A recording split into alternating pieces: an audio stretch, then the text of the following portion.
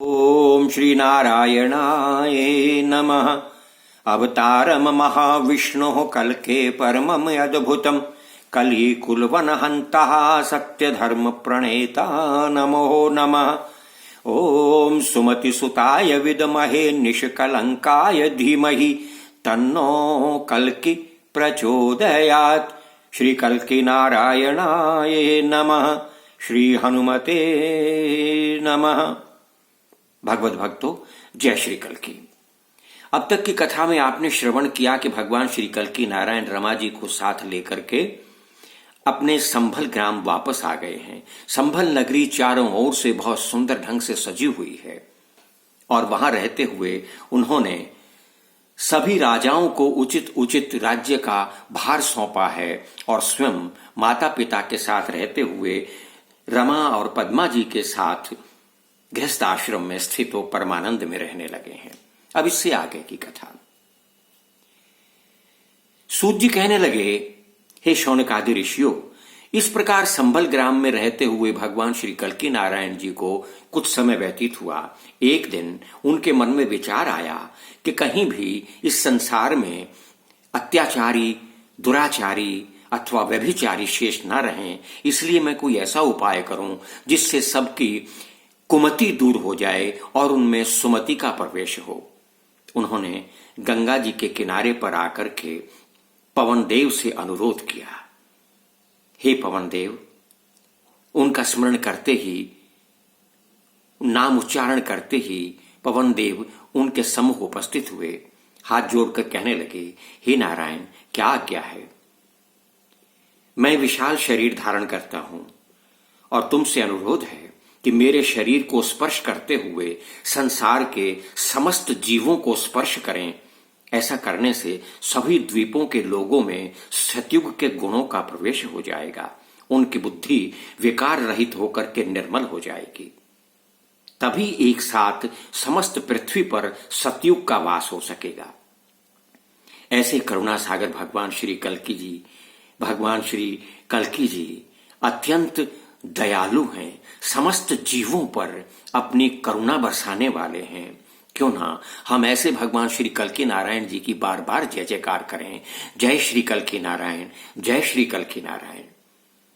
पवन देव ने तुरंत ही भगवान की आज्ञा को शिरोधार्य किया और देखते ही देखते भगवान ने अपना विशाल शरीर धारण किया, जिनके पांव गंगा जी के किनारे पर हैं और शरीर आसमान को छूता हुआ प्रतीत होता है।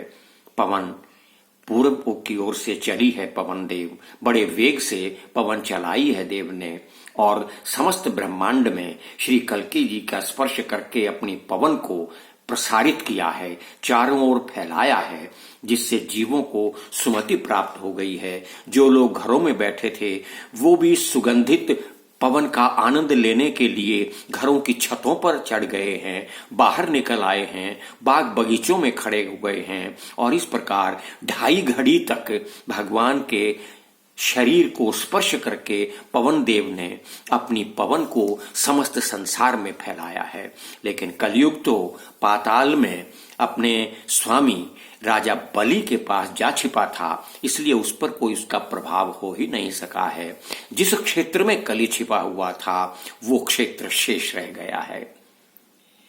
परम पावन नैमिषारण्य में ऋषियों के विशाल समूह को सूत जी महाराज भगवान विष्णु के दशम अवतार श्री कल्कि जी की कथा श्रवण करा रहे हैं। हे प्रभु भक्तों, ऋषि शौनक ने सूत जी से पूछा, हे परम ज्ञानी तत्वज्ञ, भगवान वेद व्यास के परम शिष्य श्री सूत जी महाराज, राजा शशिध्वज भगवान की माया की स्तुति करने के बाद कहां चले गए और ये माया की स्तुति कैसी है? कृपया हमें भी तो बताइए। श्री विष्णु की कथा और माया में कोई अंतर नहीं है, फिर भी हे सूत जी, हमें माया की उस स्तुति से अवगत तो करा दीजिए। शौनक आदि मुनियों ने जब जिज्ञासा पूर्ण ऐसे वाक्य कहे तो सूत जी कहने लगे, हे शौनक मुनि और सभी श्रेष्ठ मुनियों, सुखदेव जी महाराज के सम्मुख महर्षि मार्कंडे जी ने भी माया की स्तुति जानने की इच्छा प्रकट की थी और सुखदेव जी महाराज ने जो स्तुति मार्कंडे जी को सुनाई है, मैंने भी वहां उसका श्रवण किया है।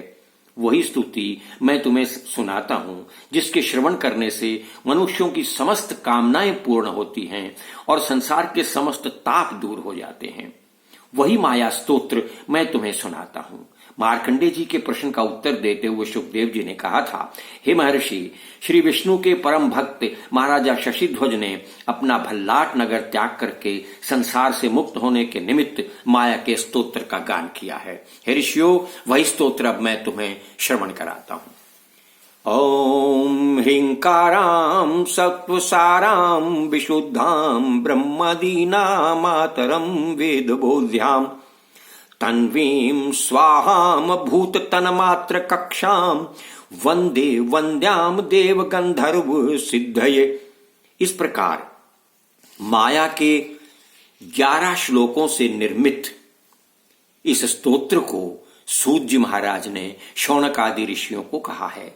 मायास्त्वमिदं पुण्यं शुकदेवेन भाषितम् मार्कण्डेय देवाव्यापी सिद्धिं लेभे शशिध्वजः कोकामुखे तपस्तप्त्वा हरिं ध्यात्वा वनान्तरे सुदर्शनेन निहतो वैकुंठं शरणं ययो। हे ऋषियों, वन के मध्य कोकामुख नामक स्थान में जहां शशिध्वज ने तप किया, श्री नारायण जी का ध्यान करते हुए उनकी एक ही मनोकामना थी कि मैं भगवान श्री नारायण के सुदर्शन चक्र से निहित हूं, मेरा शरीर उनके सुदर्शन चक्र से ही छूटे। तो वो परम वैरागी शशिध्वज तप करते करते सुदर्शन चक्र आया और सुदर्शन चक्र में निहित हो गए। जिस प्रकार राजा परीक्षित ने अपना शरीर त्यागा था, उन्हें आभास नहीं हुआ, उसी प्रकार राजा शशिध्वज भी सुदर्शन चक्र में निहित होकर के भगवान के बैकुंठ धाम में चले गए हैं। इसी स्तोत्र को विष्णु के परम भक्त शशिध्वज ने प्राप्त करके सिद्धि प्राप्त की। वन में जाकर राजा शशिध्वज और उनकी पत्नी ने श्री विष्णु जी का ध्यान लगाया और जिस स्थान पर बैठ करके राजा रानी दोनों ने श्री नारायण जी का ध्यान करके सुदर्शन चक्र में निहित होकर के बैकुंठ प्राप्त किया, उस स्थान को परम पावन कोकामुख कहा जाता है और ये प्रयाग के समान पवित्र गिना जाता है। आज की कथा इतनी ही, बाकी कथा अगले एपिसोड में। तब तक के लिए जय श्री कल्की, जय श्री हनुमान।